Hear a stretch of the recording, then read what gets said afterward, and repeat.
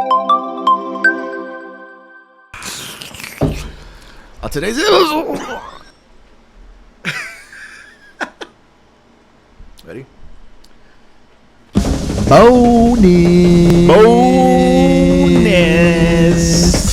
Bonus number 2, ladies and gentlemen. We hit the jackpot twice today. The lucky day.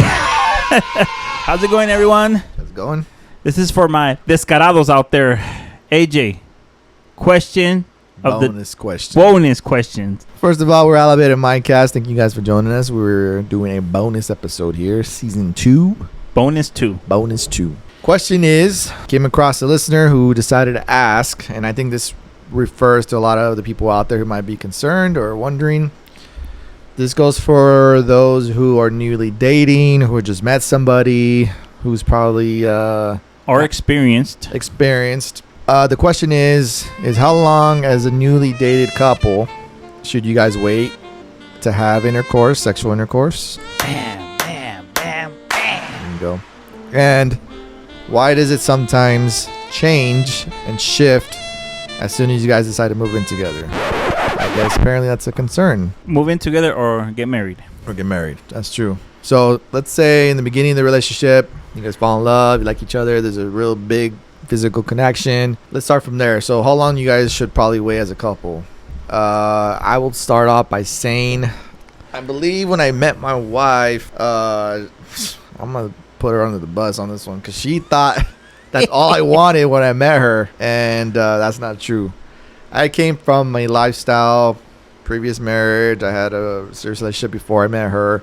But when we dated, I was honestly, my mindset was I would wait as long as I could until she was comfortable with me. I didn't want to come across that way. That was my biggest thing, man. So I think it has a lot to do with your mentality. You have to make sure you're going in for the right reasons. Some women, and this I'm speaking for the kings, get emotionally hurt. Right. They have a lot of bad experiences.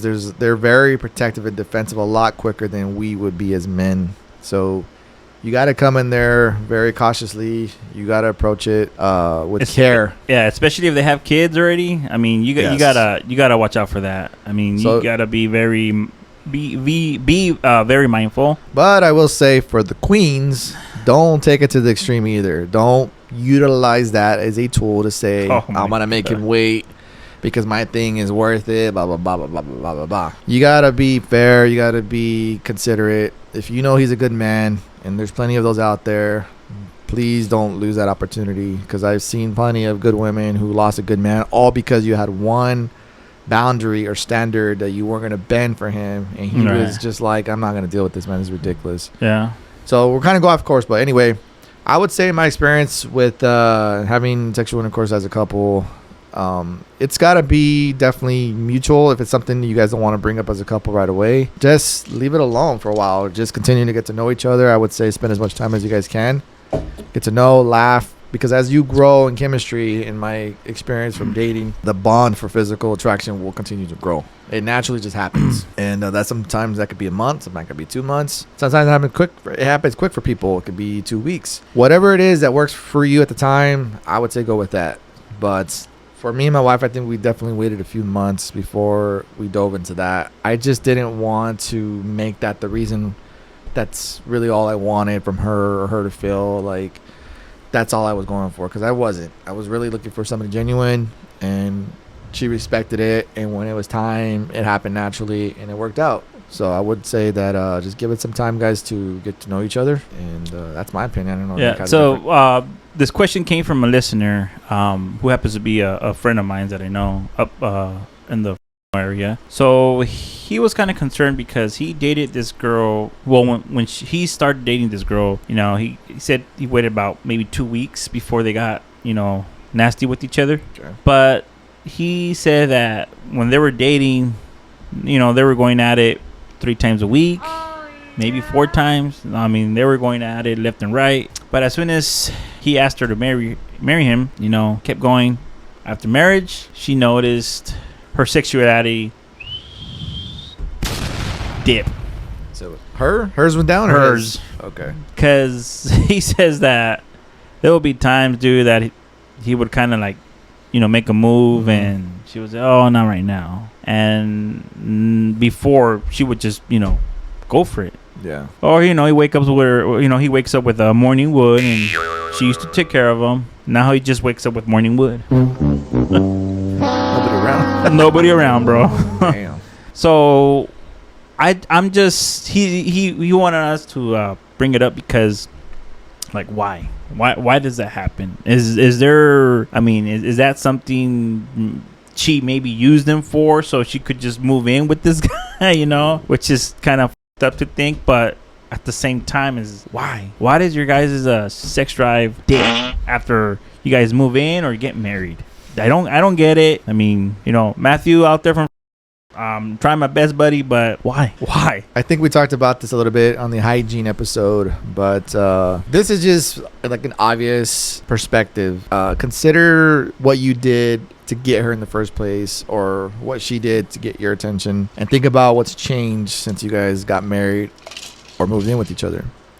I know me and Nick have discussed about a lot of couples out there. You guys tend to like stop trying to look good for each other. You guys stop trying to take care of yourself hygiene wise. Believe it or not, man, over time that can turn you off, and you could be losing your partner or your significant other little by little, and you're wondering why she's not hugging you the way she used to, or he's not touching you the way he used to. That's one part that you can think about. Second part that I've learned or I've seen or heard is the way you guys talk to each other. Mm-hmm. A lot of the communication, your tone of voice has a lot to do with it. The way you're demanding, bossiness, attitudes, everything comes into play when it comes to why your sexuality drive dies down. So think about, it's best to just compare what it was like before you guys moved into each other and what's changed. You got to break it down. Think about physicality, think about your hygiene, think about your communication. Those are all very important at what's causing the distance between you two, because it could be something completely away from your physicalness, why there is no more sexual attraction, why did it go down. So you got to really break it down on what's changed. And being married or moving into each other, you're going to have those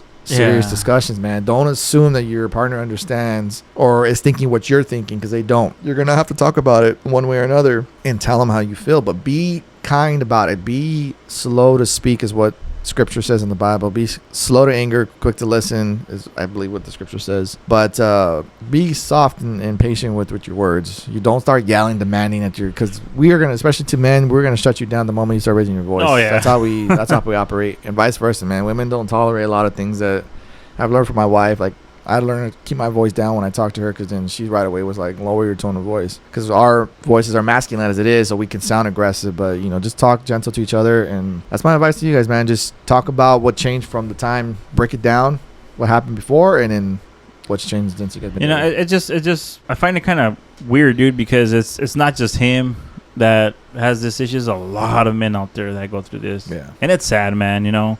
It's sad.